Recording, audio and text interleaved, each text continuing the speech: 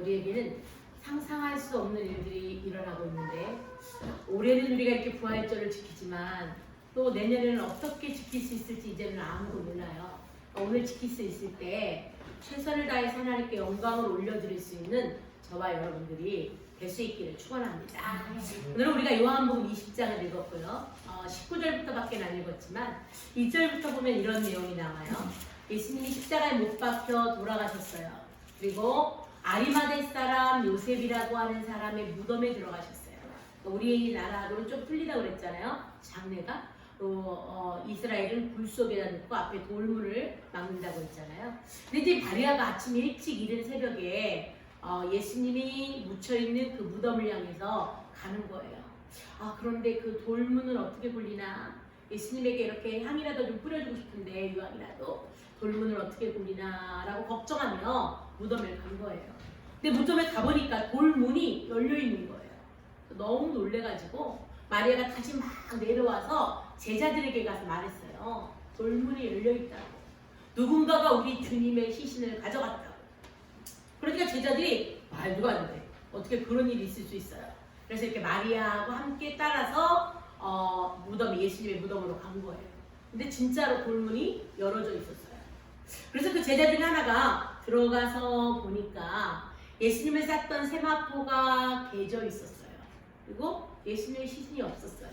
그래서 성경에는 9절을 보니까 요한복음 20장 9절입니다. 90절 9절 시작. 저희는 성경에 그가 죽은 자 가운데서 다시 살아나야 하리라 하신 말씀을 아직 알지 못하더라 그랬어요. 그러니까 들어가서 보고 나서 진짜 없네. 그리고 뭐를 했냐면 이들이요 다시 돌아갔대요. 이들이 8절 7절 8절 하겠습니다. 7절 8절 시작. 또 머리를 쌌던 수건은 세마포와 함께 놓이지 않고 한 곳에 객혀 있더라. 그때야 무덤에 먼저 왔던 그 다른 제자도 들어가 보고 믿더라. 그러면서 10절에 지금 읽었던 9절에 믿지 아직 알지 못하더라 그런 다음에 10절에 뭐라 그랬냐면 이에 두 제자가 자기 집으로 돌아간다. 그러니까 마리아가 한 말에 예수님의 무덤에 갔다가 무덤 속에 들어가 보니까 진짜 예수님을 쌌던 세마포가 개켜져 있고 머리에 쌌던 것은 다른 쪽에 개어져 있으니까 진짜네. 진짜 시신이 없네. 이렇게 믿었다는 거. 진짜 시신이 없어졌네. 이렇게 믿고요. 그리고 성경에는 분명히 예수님이 죽었다가 다시 살아난다라고 기록했는데 그 말씀을 아직 알지 못하니까 그냥 집으로 돌아갔다는 거예요. 그리고 나서 두 제자는 집에 돌아가고 마리아가 혼자 바깥에서 울고 있었어요. 울다가 무덤 안을 이렇게 들여다보니까 두 명의 천사가 있는 거예요. 그래서 성경에서 이렇게 말씀하세요. 성경으로 가겠습니다. 13절입니다. 13절 갑니다. 20장 13절 시작. 천사들이 가로되 여자여 어찌하여 우느냐. 가로되 사람이 내 주를 가져다가 어디 두었는지 내가 알지 못함이니이다. 사람들이 내 주를 가져다가 어디 두었는지 내가 알지 못해서 울어요. 이렇게 말하면서 뒤를 본 거예요. 그랬더니 이렇게 말해요. 성경은 14절 시작. 이 말을 하고 뒤로 돌이켜 예수의 서신 것을 보나 예수신 줄 알지 못하더라. 예수께서 가라사대 여자여 어찌하여 울며 누구를 찾느냐 하시니 마리아는 그가 동산지기인 줄로 알고 가로되 주여 당신이 옮겨갔거든 어디 두었는지 내게 이르소서 그리하면 내가 가져가리이다. 예수께서 마리아야 하시거늘 마리아가 돌이켜 히브리 말로 라보니요 하니 이는 선생님이라. 예수께서 이르시되 나를 만지지 말라. 내가 아직 아버지께로 올라가지 못하였노라. 너는 내 형제들에게 가서 이르되 내가 내 아버지 곧 너희 아버지 내 하나님 곧 너희 하나님께로 올라간다 하라 하시네. 무슨 말씀이냐면 마리아가 천사들을 바라보면서 울었어요. 사람들이 내 주를 가져다가 어디 뒀는지 알 수 없어서 내가 울어요. 그리고 이렇게 뒤를 돌아보니까 누군가가 서 있는 거예요. 그래서 혹시 당신이 가져갔으면 이 서 있는 분이 네가 왜 우냐고 여자여 왜 우냐고 그러니까 혹시 당신이 가져갔으면 내 주를 당신이 가져갔으면 어디 두었는지 나한테 말해달라고. 그럴 때 예수님께서 이 여인을 향해서 마리아야 라고 불렀어요. 그럴 때 이제 이 마리아가 라보니요 라고 대답했다고 여기 성경에는 그렇게 기록해요. 그러니까 예수님이 뭐라고 표현해요? 너 빨리 가서 막달라 마리아가 가서 제자들에게 내가 주를 보았다 하고 또 주께서 자기에게 이렇게 말씀하셨다 이르노라. 여기 위에 있는 예수님이 마리아에게 형제들에게 가서 내가 내 아버지 곧 너희 아버지 내 하나님 곧 너희 하나님께로 올라간다 하시되 이 말씀을 빨리 전하라고 하니까 마리아가 그때부터 딱 달려가서 이 소식을 전한 거예요. 이게 이제 20장 1절부터 시작해서 18절까지 나오는 내용이에요. 우리 예수님께서는 부활하셨어요. 내가 믿는다고 해서 예수님은 부활하신 거고 내가 믿어지지 않는다고 해서 예수님이 부활하지 않은 것이 아니라 내가 믿고 안 믿고 하고 상관없이 우리 예수님은 부활하셨습니다. 우리 옆 사람에게 말씀하겠습니다. 예수님은 부활하셨습니다. 예수님은 부활하셨습니다. 근데 이제 그 예수님이 부활하셨어요. 그런데 아까 저와 여러분이 9절을 읽었어요. 9절에 보면 예수님께서 분명히 말씀하셨어요. 내가 죽었다가 다시 살 거야 라고 말씀하셨는데 이 제자들은 아직 알지 못했대요. 여러분 예수님이 이 땅에 계실 때 요한복음 11장에 보면 나사로 사건이 나오잖아요. 나사로가 죽어요. 그런데 죽은 지 나흘이나 지나서 냄새가 나요. 근데 우리 예수님이 가서 그 나사로를 살려줘요. 그래서 나사로가 다시 살아나는 걸 봤어요. 제자들이 다. 무덤에 가서 썩어서 냄새 나는 걸 무덤에 가서 예수님이 살려준 걸 다 봤어요.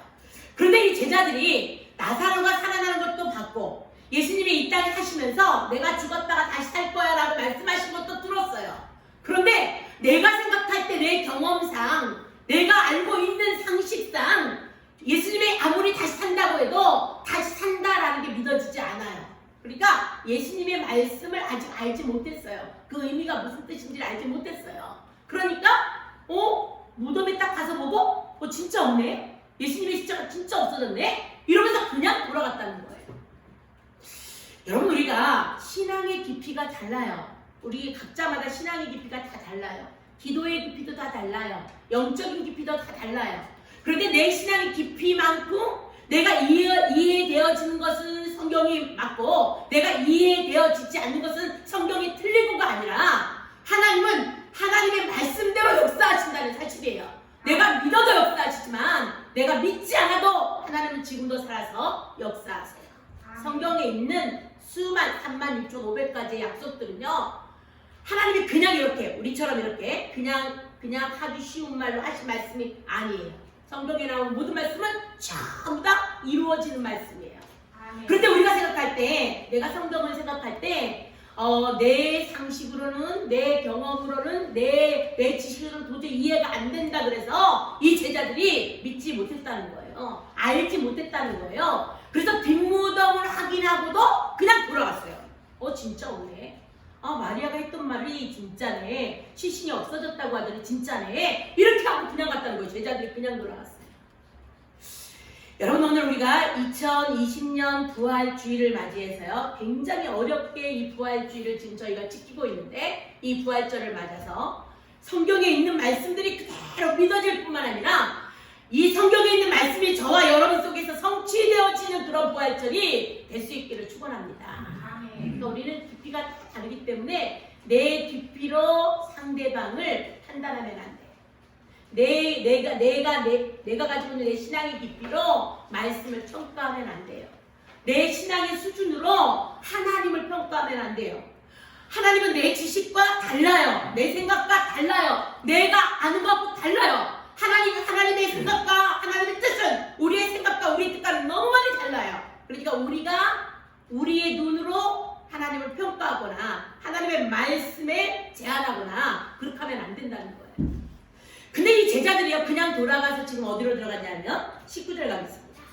19절 20장 19절입니다. 시작. 이날 곧 안식구 첫날 저녁 때에 제자들이 유대인들을 두려워하여 모인 곳에 문들을 닫았더니 여러분 예수님의 말씀이 믿어지지 않으니까 이들은 예수님의 장사 지냈던 무덤에 가서 그 무덤이 비었다는 것도 봤고 예수님을 쌌던 세마포가 옆에 개어져 있었다는 것도 확인했는데도 불구하고 이들이 어떤 집에 가서 모였어요. 그런데 유대인들을 두려워하여 모인 곳의 문들을 닫았다라고 그렇게 표현하고 있어요.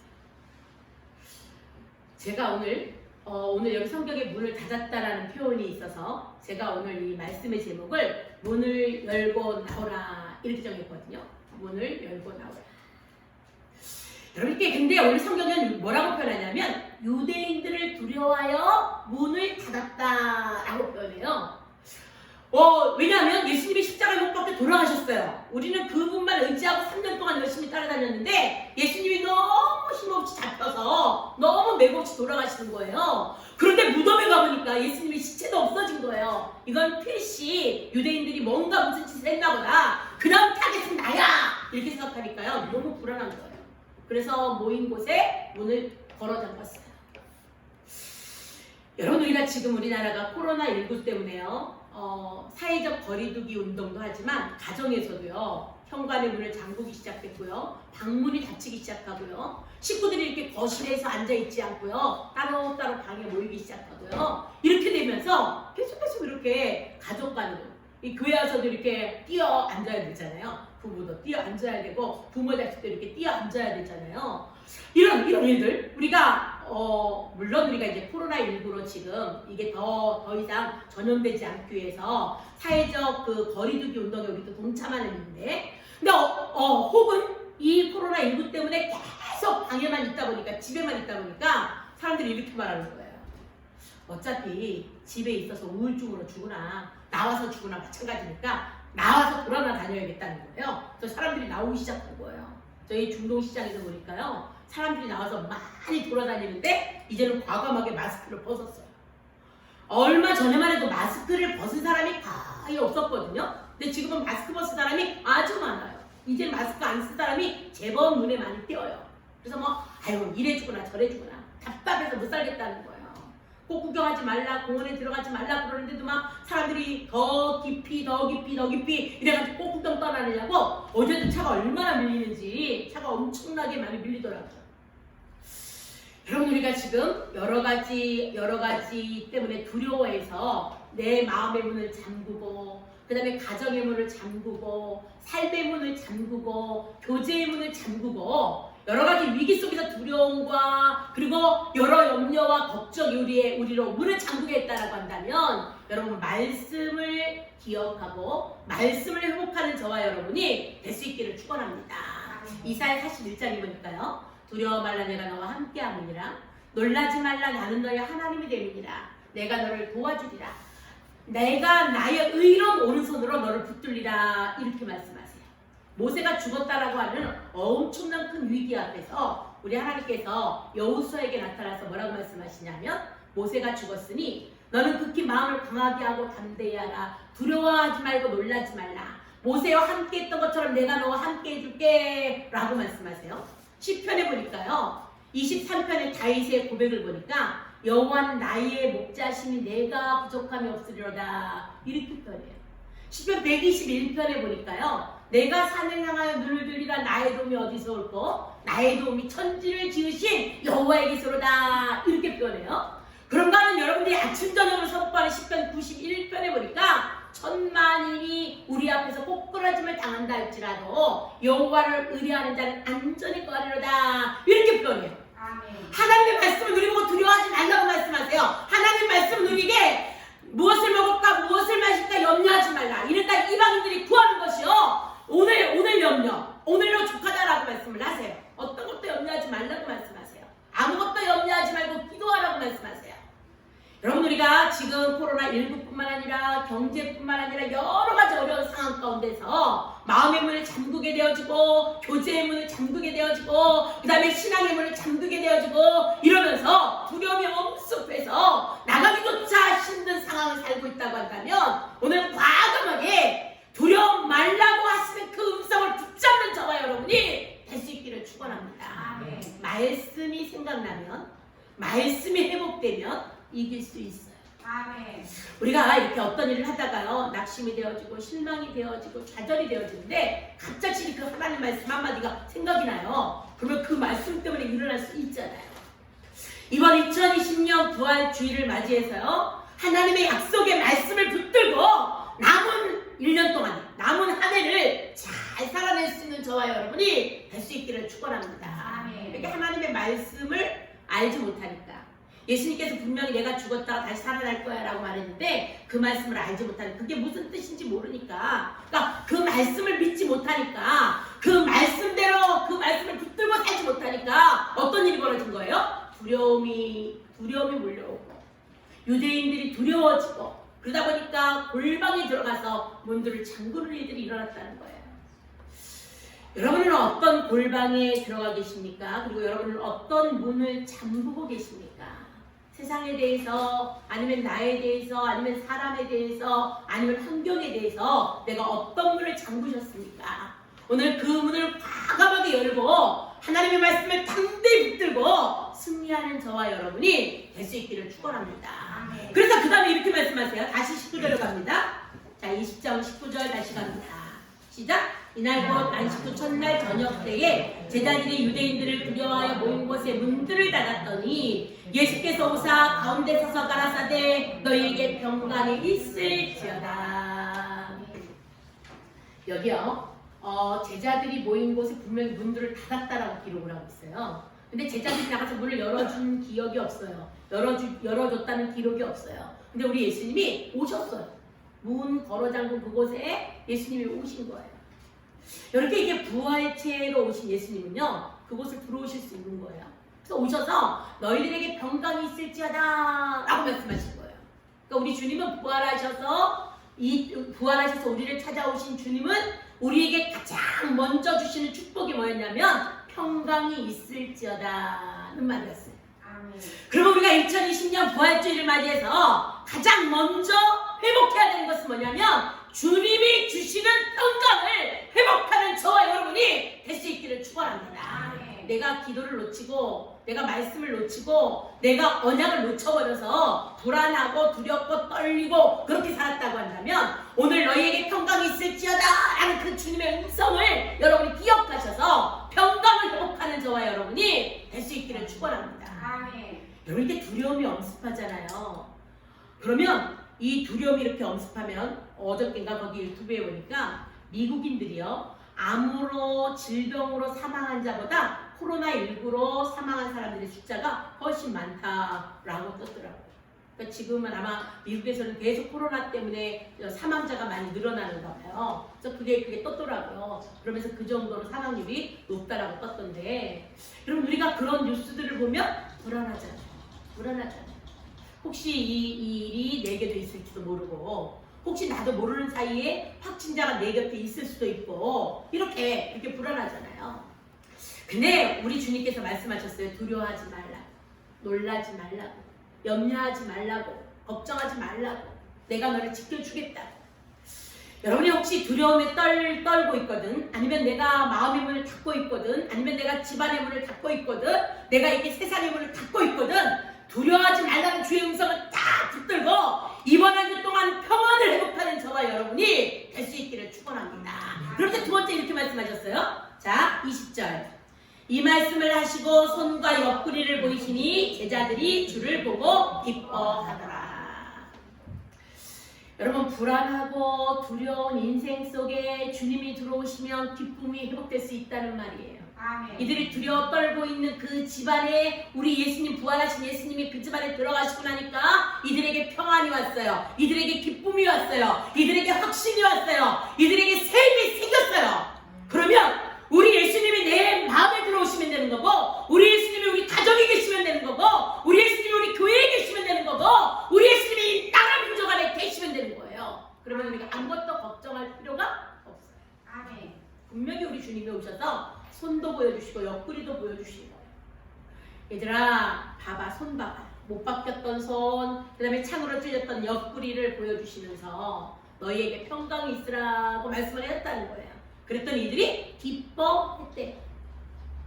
그러니까 우리 인생 속에 두려움이 사라지는 방법, 우리 인생 속에 기쁨이 회복되어지는 방법, 우리의 새 삶이 회복되어지는 방법이 뭐냐면 예수님이 오시면 되는 거예요.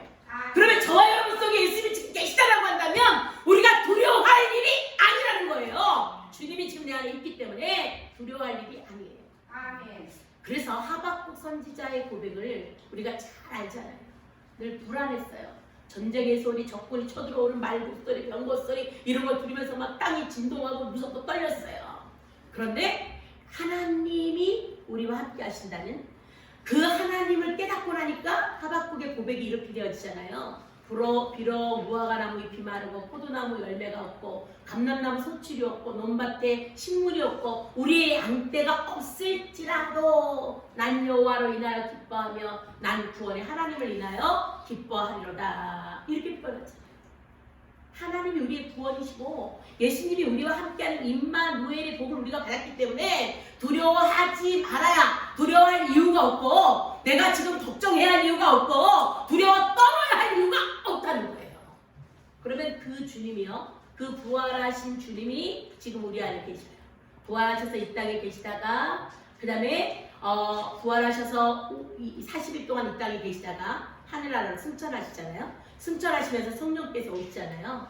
그러니까 지금은 영으로 보이지 않을 때 우리 안에, 제 안에, 여러분 안에 계세요. 그러니까 이분, 우리 안에 영으로 계시는 이분으로 인하여 여러분의 기쁨을 회복하는 한 주간이 될 수 있기를 축원합니다.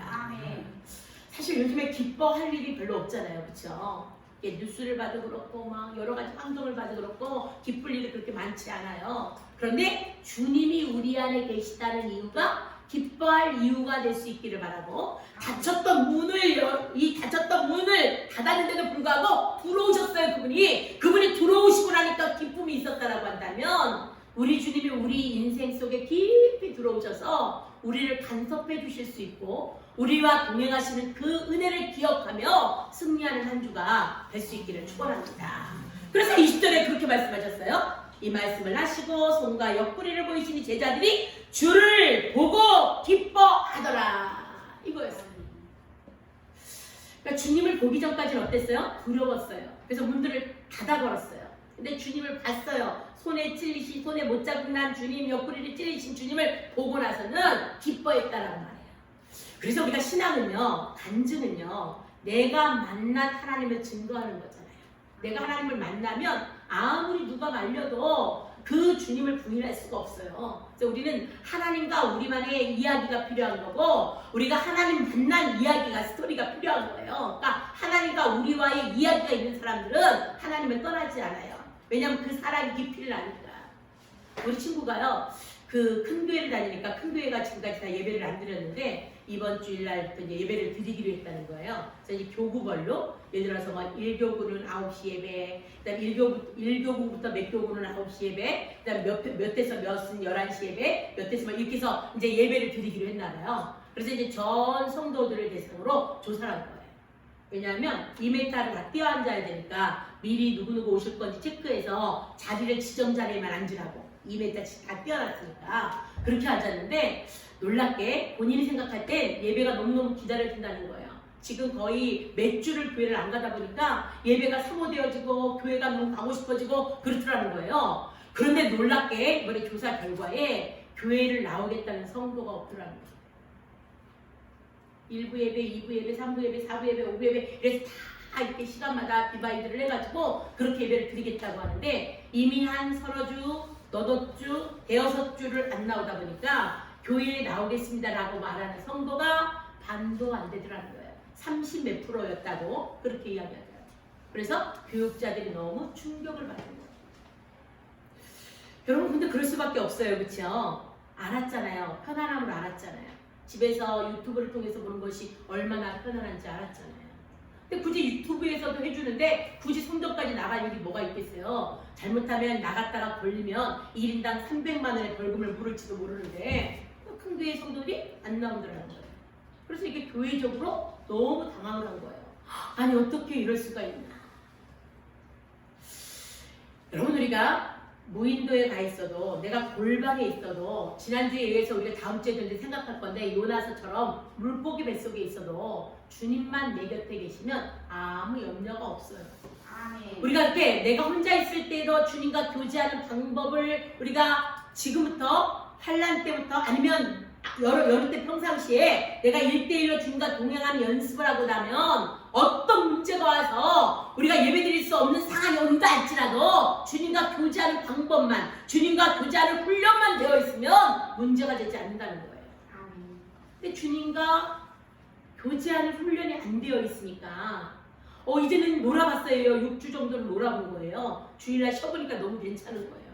그동안 집안 청소 못했던 때 청소도 하고 산에도 좀 가고 식구들하고 같이 식사도 하고 이러다 보니까 너무 좋은 거예요. 그러니까 예배를 안 나오게 되는 거예요. 여러분 이게 우리를 통해서 좀 더 편하게 좀 더 쉬자 이렇게 말하는 게 사단의 전략이라는 사실을 기억할 수 있기를 축원합니다. 저는 누구 말이 옳다 누구 말이 그러다 그건 잘 몰라요. 그런데 지금부터 한 몇 년 전에 여러분 잘 아시는 내용이잖아요. 아산에 있는 한 자매가 백자매님이 기도를 받으러 오신 적이 있었어요. 그러니까 병원에 갔더니 임신한 아이가 기형아라고 판정을 받아서 기도를 받으러 온 거예요. 근데 하나님이 말씀하셔야 되잖아요. 그래서 이제 같이 기도를 하는 거예요. 같이 기도를 하는데 갑자기 걱정하지 말라는 거예요. 기형아 때문에 걱정하지 마라. 믿음의 진보를 위함이니까 걱정하지 말라. 이렇게 말씀하시는 거예요. 그래서 하나님께서 이렇게 말씀하세요라고 말했어요. 여러분도 알다시피 저는 신비주의는 아니에요. 근데 전 하나님의 말씀을 믿어요. 지금 하나님 역사하시다는 건 믿어요. 저는 정통 합동측에서 자랐기 때문에 저는 신비주의고 그런 사람은 아니에요. 하나님이 분명히 말씀하신 거예요. 기영아 아니다. 믿음의 진보를 위한 거다. 이 일을 통해서 믿음의 진보를 보게 될 거라 그러면서 딱 말씀하셨어요. 사랑하는 딸아, 예배는 보는 것이 아니라 드리는 거다. 이렇게 말씀하시는 거예요. 그래서 일단 하나님 말씀하신 대로 제가 그 백자매님에게 그대로 전한 거예요. 그러고 나서 기도가 끝난 다음에 물었어요. 자매님, 이게 도대체 뭔 소리래요? 그랬더니 그 백자매님이 이렇게 말했어요. 사실은 우리 남편이 주일날 교회만 가려고 하면 바지가 이렇게 발을 붙들고 늘어지면서 여보 가지마, 텔레비 틀면 텔레비전 다 나오잖아. 그러니까 TV 틀어놓고 나랑 함께 예배드려. 그래가지고 남편이 자기 입에 무릎을 비고요 누워있고 자기는 앉아서 그 TV를 보면서 예배를 드린다는 거예요. 제가 모르잖아요, 그렇죠? 아산에서 무슨 일이 일어나는지 모르잖아요. 그런데 그렇게 말씀하신 거예요. 그래서 그 백자매님한테 말씀드렸어요. 하나님이 예배는 보는 게 아니라 드리는 거래요. 이렇게. 여러분 우리가 유튜브 예배를 드리잖아요. 유튜브 예배를. 그런데 유튜브 예배를 진행하면서 우리 똑같이 합시다. 헌금할 때 헌금하고 기도할 때 기도하고 헌금을 못하니까 온라인으로 쏘세요. 막 이렇게 계속 하잖아요. 근데 여러분 똑같이 되던가요? 안 돼요. 유튜브 예배 틀어놓고 제가 다른 일을 하게 되잖아요. 근데 예배는 보는 게 아니라 드리는 거다 라고 말씀하시더라고요. 그러니까 저는 그때부터 예배는 드리는 거다. 왜 하나님이 그렇게 말씀하셨습니까? 하나님이 그렇게 말씀하셨으니까 우리는 예배는 드리는 거예요. 근데 이게 드리는 게 아니라 보는 게 되어졌어요. 보는 것으로 하다 보니까 보는 게 너무 편리한데 드리러 올 필요가 없잖아요. 편리한 방법이 있는데. 그러다 보니까 이제는 오세요라고 하는데도 불구하고 고작 30% 넘는 사람만 예배를 드리러 가겠다 하지 예배를 드리러 오겠다고 하지를 않더라는 거예요. 여러분 우리요 오늘 예수님께서 이 손바닥을 보여주시고 옆구리를 보여주시니까 이들이 예수님을 보고 그리고 기뻐했더라고 말한다면 우리가 이 세상 살아가는 동안에 기뻐해야 할 이야기가 없고 기뻐해야 할 일들이 없고 기뻐해야 할 사건이 없을지라도 예수님이 우리 안에 계시면 기뻐할 수 있다는 말이에요. 기뻐해야 되는 거예요. 당연한 거예요. 기뻐해야 되는 거예요. 이것은 우리가 나와 상관없이 내 감정과 상관없이 상황과 상관없이 환경과 상관없이 주님이 우리 안에 계시다는 사실이 기뻐해야 할 이유가 될 수 있기를 축원합니다. 그러면서 우리 주님이 부활하신 주님이 뭐라고 말씀하시냐면 자 21절입니다. 21절 시작. 예수께서 또 가라사대 너희에게 평강이 있을지어다 아버지께서 나를 보내신 것 같이 나도 너희를 보내노라. 요 19절에서 23절에 이르는 이 짧은 기간 동안에 우리 예수님께서 두 번이나 부활하신 예수님이 두 번이나 너희에게 평강이 있을지어다 이렇게 말씀하셨어요. 그러니까 주님이 평강이 있을지어다를 두 번으로 반복적으로 말씀하실 정도로 제자들이 불안해 있었고 제자들이 너무나 겁먹고 있었고 제자들이 문을 닫아 걸 정도로 지금 아이들이 말하는 것처럼 쫄아 있었어요. 그런데 우리 주님이 그걸 아시고 평강이 있을지어다 라고 말씀하신다는 거예요. 여러분 우리 중에서 가장 큰 축복이 뭐냐면 마음의 평안을 얻는 거예요. 돈보다 더 중요한 게 마음의 평안이에요. 근데 이게 마음의 평안, 세상이 주는 마음의 평안은 어떤 결과 때문에 오는 평안은 그 결과물이 없어지면 또 불안해져요. 그런데 우리 예수님이 우리 가운데 오셔서 주시는 이 평안은, 예수님이 우리 가운데 오셔서 주는 그 기쁨은 영원할 수 있다는 거예요.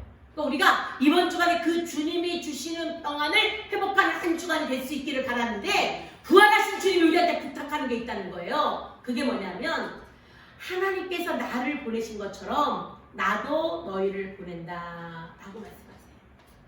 우리가 이 부활주의를 맞이해서 해야 할 일이 있어요. 그게 뭐냐면 증인의 삶을 살아내는 거예요. 하나님이 나를 힘들게 하고, 때로는 하나님께서 우리에게 문제를 주시고, 때로는 어려운 환경 가운데로 몰아가시고, 여러 가지 트레이닝을 통해서 하나님이 우리에게 요구하시는 것이 있는데, 그게 뭐냐면 우리 하나님께서 예수님을 이 땅에 보내셨어요. 그래서 그 예수님이 십자가에 못 박혀 돌아가시면서까지 하나님이 그 예수님을 통해 사시고자 했던 그 일들이요, 하나님이 세상을 이처럼 사랑하사 독생자를 주셨으니 이는 저를 믿는 자마다 멸망치 않고 영생을 얻게 하려 하십니다. 이게 하나님의 마음이었어요. 하나님은 모든 사람이 멸망치 않는 거, 모든 사람이 영생을 얻는 거 원하신 거예요. 그래서 우리 예수님을, 하나님이 예수님을 이 땅에 보내신 것처럼 부활하신 예수님이 지금 우리 가운데 오셔서 평강이 있을지어다 라고 말씀하시면서 뭐라고 표현하시냐면 나도 너희들을 보낸다 라고 말씀하세요. 무엇 때문에요? 증인의 삶을 살아내라.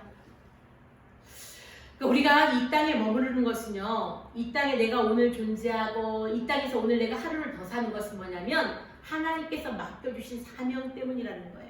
아직은 나를 통해서 해야 할 일이 있기 때문에 하나님이 오늘 나를 이 세상에 살게 하는 거고, 하나님이 오늘 나를 이곳에 머물게 하는 거라는 거예요. 그러면 이 부활하신 예수님이 지금 저와 여러분을 통해서 무엇 하기를 원하시냐면 그 사명을 회복하라는 거예요.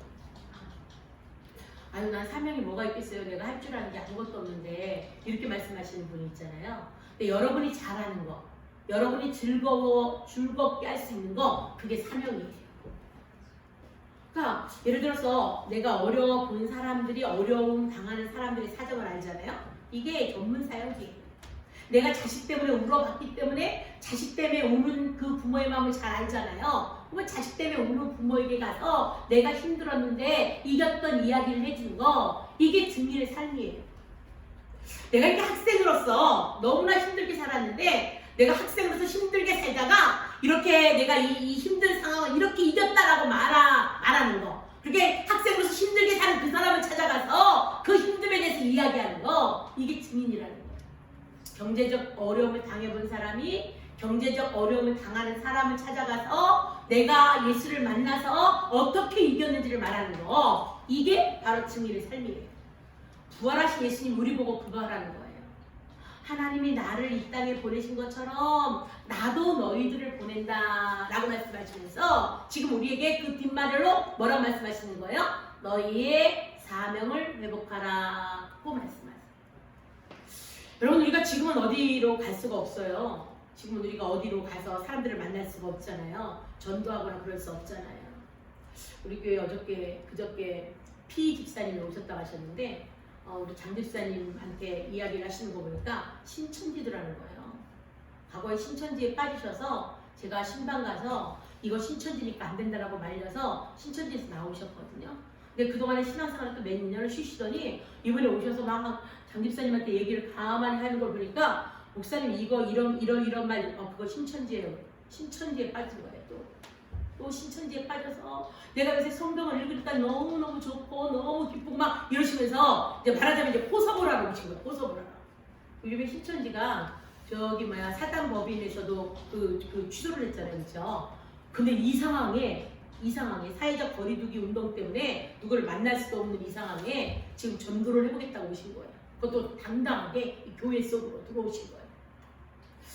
우리가 그런 신천지나 그런 다른 그런 이단 종교들에게서 그런 열심을 우리가 배워야 돼요. 그렇죠? 왜냐하면 우리는 더 큰 하나님께서 주신 놀라운 확실한 증거들을 가지고 있으니까 여러분들이 가서 말해야 할 사명이 있는 거예요. 하나님이 지금 내가 자녀 문제로, 건강 문제로, 물질 문제로, 사람 때문에, 여러 가지 때문에 내가 좀 힘들어요. 이것을 힘들게 하신 이유는 뭐냐면 그 분야에 있는 사람들을 구원하라. 그 분야에 있는 사람들을 위로해 주라고 그 일을 우리에게 허락하셨다는 거예요. 이게 전문 사역이에요. 전문 사역. 근데 우리 예수님이 부활하신 우리 예수님이 우리 보고 그거 하래. 나도 너희를 보낸다. 그러니까 너희도 나가서 내가 우리 하나님께서 멸망치 않고 영생을 얻게 하는 것이 하나님의 뜻이라서 내가 그 영생을 얻게 하기 위해서 내가 그 하나님의 뜻대로 십자가를 못 박혀 죽은 것처럼 너희들이 비록 세상에 나가서 빛의 역할을 감당하는 게 너희들이 세상에 나가서 사명을 감당하는 게 어렵고 힘들지라도 하나님이 원하니까 그 일을 감당하라는 거예요. 여러분 우리 2020년 부활주의를 맞이해서 저의 사명과 여러분의 사명을 회복하는 그런 부활절이 될 수 있기를 축원합니다. 옆 사람하고 한번 인사할게요. 사명을 회복합시다. 사명을 회복합시다. 나는 사명이 뭘까? 나는 뭘 해야 될까? 나는 할 수 있는 게 아무것도 없는데 이렇게 말씀하시는 분들이 많으세요. 근데 아니요. 하나님이 다 우리에게는 할 수 있는 것들을 허락하셨어요. 할 수 있는 것들.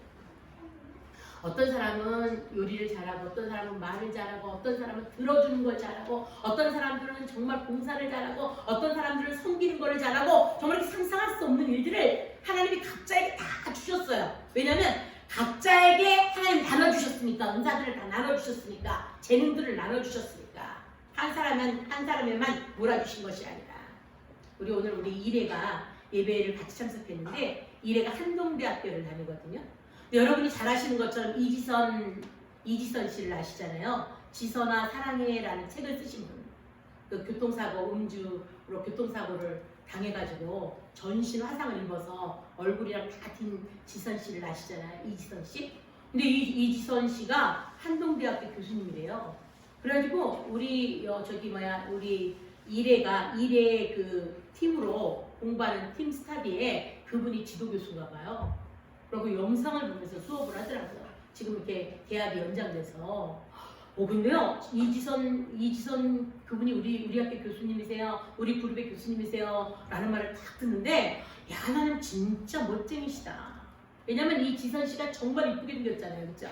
근데 유아교육과를 하셨던 분이니까 굉장히 이쁘고. 근데 이 사람이 얼굴서부터 온몸을 다 화상을 입고 수십 번의 수술을 해내잖아요. 그런데 하나님이 그분의 노선을 교수로 바꾸신 거예요.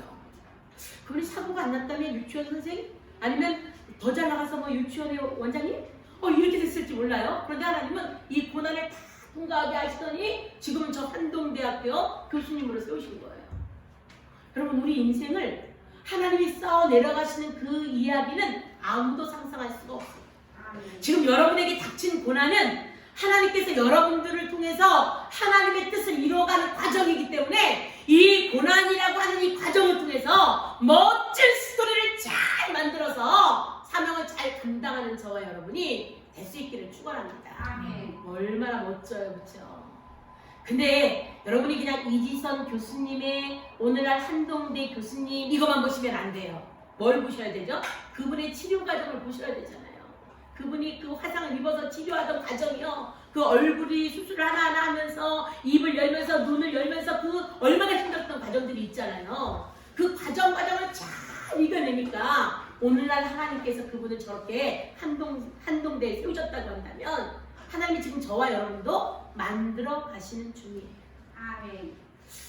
여러분 우리가 지금 100세 시대, 120세 시대에 살고 있어요. 제가 이제 성경을 이쪽 다 마치고 다시 창세기를 읽는데 어젯밤에 창세기를 읽는데 여태까지 제가 성경을 얼마나 건성으로 읽었냐면 제가 그래도 성경을 많이 읽었다고 자부를 했는데 이번에 창세기를 읽다가 창세기 6장을 읽는데요. 인간의 수명이 120세가 되잖아요. 그죠? 근데 인간의 수명이 120세가 노아 홍수가 끝나면서 120세가 됐다. 이렇게 제가 늘 기억을 한 거예요. 근데 아니더라고요. 인간이 죄를 짓기 시작하면서 인간의 수명을 120세를 딱 갖춰주셨어요. 하나님이. 그리고 나서 죄가 관영하니까 홍수를 내리겠다고 말씀하셔서 노아 보고 배를 지라고 하더라고요. 인간의 수명은 120세가 됩니다. 이게 홍수가 끝나고 나서 된 일이 아니라 홍수가 시작되기 전에 먼저 120세로 죄를 지니까 인간의 수명을 딱 10분의 1로 줄여가지고 1000세까지 살던 사람들을 100세만 살라 이렇게 말씀하시고 그러니까 우리는 지금 수천 년에 이르면서 창세기가 기록되고 나서 수천 년에 이르면서 몇천 년에 이르면서 과학이 발달하고 의학이 발달하고 막 여러 가지 노력을 해서 인간의 수명을 120세로 올려놨어요. 근데 이게 인간의 한계인 거 아시죠? 원래 하나님 인간의 수명을 120세로 잘라놓으셨는데 인간이 60세밖에 못 살던 수명을 70세까지 올리고 70세가 안 되고 80세로 100세로 120세로 이래서 와 인간이 대단한 것을 이뤘다 라고 말할지 모르는데 하나님이 딱 잘라놓으셨더라는 거예요. 이미 우리가 죄를 짓기 시작하니까 인간의 수명은 120세야. 여기까지야. 이렇게 말씀하셨다는 거예요. 그러면 여러분 우리 교회 성도님들 중에서 연세가 가장 많으신 분이 이제 70을 막 넘으신 분이에요. 아직은 우리가 권사님이 돌아가셨기 때문에 80세 어르신들은 안 계시잖아요. 그러면 120세 시대니까 70살이면 노인이에요? 아니면 장년이에요? 장년이에요. 그러니까 이제 우리가 노인이라고 말하면 안 돼요. 우리는 이제 장년이에요. 저는 맨날 애늙은인데 제가 이제 애늙으니까 한 거예요. 저는 청년인 거예요. 청년. 그러니까 여기는 아직까지도 아직 청소년인 거고. 그러니까 우리가 아이고 내가 무슨 일을 하겠어. 내가 살 만큼 다 살았는데 라고 하지 말고 이번 부활절을 기점으로 해서 저와 여러분의 사명을 찾아서 사명을 회복하는 역사가 일어날 수 있기를 축원합니다. 이것이 부활하신 예수님의 명령이에요. 나도 너희를 보낸다. 이렇게요. 또 명령이 또 하나 있어요. 또 하겠습니다. 자 20장 22절입니다.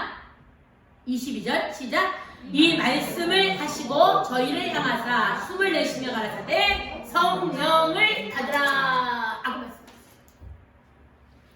우리가 예수님의 말씀을 알지 못하니까 믿지 않으니까 문을 닫아 걸고 두려워 떨고 살았어요. 그런데 예수님이 그냥 문을 열고 들어오신 것이 아니라 그냥 패스를 해서 들어오셔서 예수님이 손과 옆구리를 보여주시니까 그제서야 예수님을 알고 예수님을 영접하고 나서 그제서야 기쁨을 회복했어요. 그러니까 우리가 이번 이 부활절을 맞이하면서 닫혔던 문을 꽉 열고 이제는 뛰어나가야 돼요. 왜요? 우리 예수님이 나도 너희를 보낸다라고 말씀하셨기 때문에 이제 여러분이 닫혔던 두려움을 열고 닫혔던 걱정과 염려를 열고 과감하게 뛰어나가서 증인된 삶을 살아야 되는데 이 증인된 삶을 살기 위해서 또 해야 할 일이 있다는 거예요. 그게 뭐예요? 성령을 받으라. 왜요? 우리 힘으로는 할 수가 없어요. 여러분 우리는 연약한 육신을 가졌기 때문에 우리 힘으로는 할 수 없어요. 전도하는 일도 내 힘으로 안 돼요. 우리가 사명을 감당하는 것도 내 힘으로는 안 돼요. 내가 뭔가를 남을 섬기는 일을 하건 하나님이 주시는 봉사를 하든 무슨 일을 하도 내 힘으로는 안 돼요. 무슨 힘으로만 해야 될까요? 성령의 힘으로만 가능해요. 그래서 스가랴인가요? 스가랴? 힘으로도 되지 않냐고 능으로도 되지 않냐나 오직 나의 힘으로만 되느니라 이렇게 말씀하시잖아요. 그러니까 하나님이 주시는 힘으로만 살아낼 수 있어요. 이 코로나19를 우리가 잘 견디고 이기는 것도 성령이 함께 하셔야 되고 경제적으로 위기 속에서 이 경제적인 위기를 잘 이겨내는 것도 성령께서 주시는 힘으로만 가능하고 또 우리가 여러 가지 많은 어려운 상황 가운데서 이 상황을 잘 이길 수 있는 것도 성령을 받으면 가능하다는 거예요. 성령을 받으면 못할 일이 없고요. 성령을 받으면 안 되는 일이 없고요. 성령을 받으면 정말 상상할 수 없는 기쁨이 흘러나와요. 그래서 생수의 강이 흘러나온다 이렇게 표현하잖아요. 2020년 부활주의를 맞이하면서 성령의 충만함을 받을 수 있는 저와 여러분이 될 수 있기를 축원합니다. 우리가 이렇게 생각해요. 저도 요새 제가 늦나봐요. 왜 이렇게 힘든지 모르겠어요. 이게 체력이 안 돼요. 면역성이 떨어졌어요. 이렇게 말하거든요. 여러분 이게 영적인 것을 회복하면 나머지 것도 회복한다는 거 아시죠? 그러니까 우리가 물론 우리 육신이 쇠퇴하기 때문에 겉사람은 쇠퇴하나 속사람은 날로 새롭도다 이렇게 표현하잖아요. 우리 육신이 늙어가기 때문에 내가 힘이 딸리고 체력이 좀 고갈되고 그런 것이 없지는 않겠지만 이 모든 것에 성령을 받으면 다 해결될 수 있다는 거예요. 성령 받으면 우울증에 걸리지 않아요. 여러분 성령 받으면 외롭지 않아요. 성령 받으면 꿀꿀하지 않아요. 왜요? 주님과 동행하니까. 우리가 이렇게 왜 데이트할 때 사랑하는 연인들하고 주고받잖아요. 이야기를. 기도도요. 우리가 하나님 앞에 그냥 내가 하고 싶은 말을 그냥 팍팍팍팍팍팍 하고 끝내니까 하나님의 음성을 듣지 못하니까 기도하는 게 싫은 거지. 내가 기도하는 하나님 말씀하시고 이런 걸 계속하다 보면 얼마나 감사한지 몰라요. 주님과 데이트하는 게, 주님과 교제하는 게 얼마나 좋은 일인지 몰라요. 이번 부활주의를 맞이해서 2020년 부활주의를 맞이해서 성령 충만함을 회복해서 하나님과 깊은 교제할 수 있고, 우리 주님이 주시는 성령의 충만함 속에서 이 어두운 세상을 이겨내는 저와 여러분이 될 수 있기를 축원합니다. 마지막으로 또요. 자, 마지막으로 23절입니다. 갑니다. 시작. 너희가 네 죄든지 사하면 사하여줄 것이고 네 죄든지 그대로 되면 그대로 있으리라 하시니라. 하나님이 우리에게 어떤 권세를 줬냐면 네 죄든지 사하면 사해줄 것이고 그대로 두면 그대로 둔대요. 우리가 부활의 영광에 동참하면서 부활하신 예수 그리스도가 우리 안에 오시면서 기쁨이 회복되어진 사람들이 맞다면 이제는 사명을 회복해야 되고 이제는 성령의 충만함을 받아야 되는데, 특별히요 죄사함의 축복을 누릴 수 있는 저와 여러분이 될 수 있기를 축원합니다. 다시 말하면 죄의식 속에서 빠져 살지 말기를 바랍니다. 우리가 이미 이렇게 말씀하세요. 요한일서 1장 9절에 보니까 만일 우리가 우리 죄를 자백하면 저는 미쁘시고 의로우사 우리 죄를 사하실 것이고 모든 불의에서 우리를 깨끗하게 하실 것이다. 이렇게 말씀하세요. 그러니까 우리는 하나님 앞에 고백해야 하면 하나님 다 용서하세요. 로마서 8장 2절에도요. 이는 생명의 성령의 법이 죄와 사망의 법에서 너를 해방했다라고 말씀하세요. 근데 사단은 계속 참소하는 거예요. 야, 네가 그래가지고 네 꼬라지를 보니까 너 그런 죄를 졌잖아. 그런데 네가 어떻게 이렇게 사단이 계속 우리를 참소하고 존재해. 근데 여러분 놀라운 건 죄사함의 확신을 가질 수 있기를 축원합니다. 우리가 하나님으로부터 죄를 용서함 받은 것이 맞다고 한다면 이번 부활절을 맞이해서 여러분도 여러분에게 잘못한 그 사람을 용서해 주는 그런 축복을 누릴 수 있기를 바랍니다. 내가 죄를 용서함 받아보니까요. 하나님으로부터 죄를 용서함 받아보니까 얼마나 편안하고 기쁜지 몰라요. 그런데 또 내가 누군가 사람으로부터 내가 잘못했던 일에 대해서 용서함을 받아보니까 마음이 굉장히 편안하잖아요. 그럼 상대도요. 내가 미워하는 그 사람, 내가 절대로 용서할 수 없는 그 사람도 내가 먼저 그 사람을 용서하면 그 사람도 자유함을 누릴 수 있고 평안함을 누릴 수 있다는 거예요. 그러니까 이 부활주의를 맞이해서 우리가 사죄의 은총 가운데서 죄사함의 축복을 받고 기쁨을 회복했다면 여러분에게 잘못한 그 사람을 용서할 수 있는 부활주일이 될 수 있기를 축원합니다. 용서한다라는 게 진짜 쉬운 일이 아니에요. 용서한다는 게 진짜 쉬운 일이 아니에요. 용서했는데 막상 상황이 오면 또 그 상처가 다시 드러나고 상처가 드러나면서 미워지는 거예요. 근데 우리 주님이 지금 제자들이 어떤 제자들이에요? 주는 그리스도시요 살아계신 하나님의 아들이십니다 말했던 제자들이에요. 다 주를 버릴지라도 나는 절대 주님을 버리지 않겠습니다 라고 말했던 제자들이에요. 그런데 우리 주님이 십자가를 지시니까 다 도망가잖아요. 그리고 막 신신당 받아 내가 죽지만 날 살 거라고 말하잖아요. 근데 아무도 믿지 않잖아요. 예수님은 살아서 부활하셨는데 죽은 자들 가운데 가서 예수님을 찾잖아요. 그리고 빈무덤이라는 것을 확인하고도 지금 골방에 들어가서 문 걸어 잠그고 두려움에 떨고 있잖아요. 이게 제자들이었어요. 여러분 입장을 바꿔놓고 이 예수님의 입장이 여러분의 입장이었다면 여러분 어떠셨을까요? 내가 믿었던 사람들에게 배신당하고 내가 그렇게 의지했던 사람들이 등을 돌리고 내가 정말 의형제처럼 갖고 왔던 그 사람이 내 뒤에 비수를 꽂고 이런 일들을 내가 당했다고 생각해보세요. 용서하고 싶으시겠어요? 근데 오늘 성경에 보니까 용서하면 용서를 받고 용서하지 않으면 그대로 있을 거래요. 우리 주님이 우리를 용서하셨기 때문에 오늘 우리가 이렇게 자유롭게 주님 앞에 나올 수 있었다면 저와 여러분도 용서할 수 있는 부활주일이 될 수 있기를 축원합니다. 아멘. 내 힘으로는 안 돼요. 용서할 수 없어요. 생각하면 이가 갈려요. 그런데 우리 주님이 그런 나를 용서하셨잖아요. 묻지도 않고 따지지도 않고. 네가 어떻게 나한테 그럴 수가 있냐? 내가 그렇게 십자가를 질 때 네가 감히 도망가? 그리고 감히 네가 나를 3번이나 부인해? 그러고도 네가 내 제자야? 이렇게 말씀하지 않으셨다니까요. 그냥 묵묵히 지켜보시면서 불안에 떨고 있는 그들에게 찾아가셔서 위로해 주시고 기쁨을 주셨던 겁니다. 여러분 우리가 전부 다 부활하신 예수 그리스도를 믿는 성도로서 이번 2020년 부활주의를 맞이해서 우리도 예수 그리스도의 사랑의 그 말씀을 기억해서 용서하고 용서받는 부활절 될 수 있기를 축원합니다. 결론적으로 정리하면 문을 닫고 두려워 떠오는 그들에게 문을 열고 나가서 나도 너희를 보낸다라고 말씀하시고, 그리고 성령의 충만함을 받으라고 말씀하시고 죄를 용서하라고 말씀하세요. 우리 이 사명을 잘 감당해서 예수 그리스도의 증인으로서 사명을 잘 감당하는 저와 여러분이 될 수 있기를 축원합니다. 우리 찬송 한 장 부르시